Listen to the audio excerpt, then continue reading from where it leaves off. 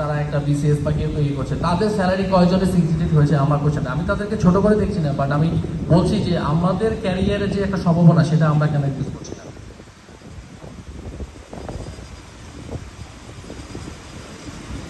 মূলত আমি ক্যাম্পাস থেকে বের হয়ে ফরেস্ট অ্যাডভান্স টেকনোলজিস আমি পরিচালনা করছি ম্যানেজিং পার্টনার হিসেবে, আমার পার্টনার রয়েছে। আমরা বেসিক্যালি কাজ করছি মেশিন টেকনোলজি নিয়ে। একটা ফ্যাক্টরির শুরুতে কিভাবে শুধু মেশিন নিয়ে কাজ করছি না, মেশিনের সাথে যে মেশিন লেআউট হবে, কমপ্লায়েন্স ফলো করে যে মেশিনগুলো কীভাবে বসবে সেগুলো প্ল্যান করে থাকি আর কি। বড় বড় যে ইনভেস্টাররা আসছে বাংলাদেশে, সেসব ইনভেস্টাররা প্রথম যদি ফুডের ইন্ডাস্ট্রি করতে যায় বা লেদার ইন্ডাস্ট্রি করতে যায়, সেই নিউজটা আমরা প্রথম পাই। আমি ক্যাম্পাস থেকে বের হয়ে ফার্স্ট আমি মনে হচ্ছে যে মেশিন নিয়ে কাজ করে এমন আমি আমার আগে আর কি ওকে দেখি নাই, যে মেশিন নিয়ে ব্রডলি যে কাজ করে আমি শুরু করেছি। তো এটা আমার দেখা গেছে অনেক বড় ভাই বা অনেক ফ্রেন্ডস থাকে অনেক বলেছে যে তুমি মেশিন নিয়ে কী কাজ করো, মেশিন নিয়ে কীভাবে কাজ করো, তুমি মেশিন বোঝো না। বাট আমি এটাকে একটা চ্যালেঞ্জ নিয়েছি, আমি একটা চ্যালেঞ্জ নিয়ে আমি এটাকে আজকে এই পর্যন্ত এসেছি।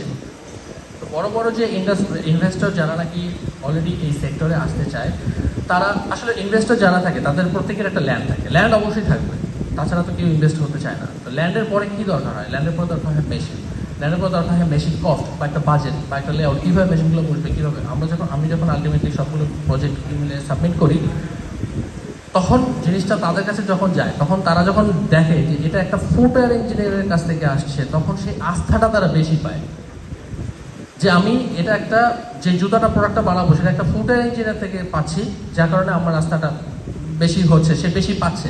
সেই জায়গাটা আমরা কেন ইউজ করবো না, আমরা মেশিন নিয়ে কেন কাজ পর্যালোচনা, মেশিন আমাদের একটা পার্ট আমাদের ইঞ্জিনিয়ারিং। আমরা যখন পড়াশোনা করেছি তখন আমরা ফুটওয়্যার লেদার ছাড়াও আমরা কিন্তু ইলেকট্রিক্যাল ইঞ্জিনিয়ারিং একটা কোর্স আমাদের একটা ম্যানেজমেন্ট আছে, মেকানিক্যাল ইঞ্জিনিয়ারিং আছে। তো আমি সেই জিনিসটা কাজে লাগিয়েছি যে আমরা মেশিন একটা পার্ট আমাদের কেন হবে না।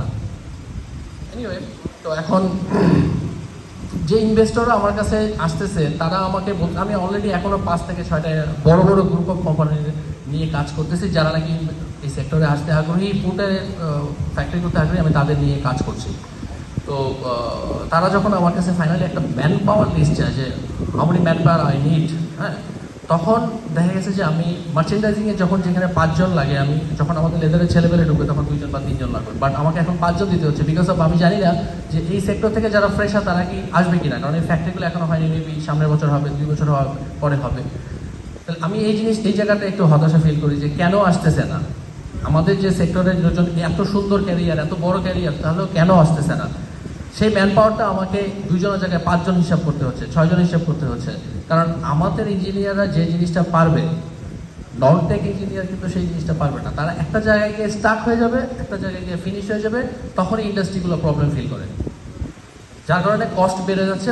তখন আমার ওনাররা বলতেছে যে এত কষ্ট হয়ে যাচ্ছে, এটা আমাদের জন্য একটা বিশাল প্রবলেম আর কি।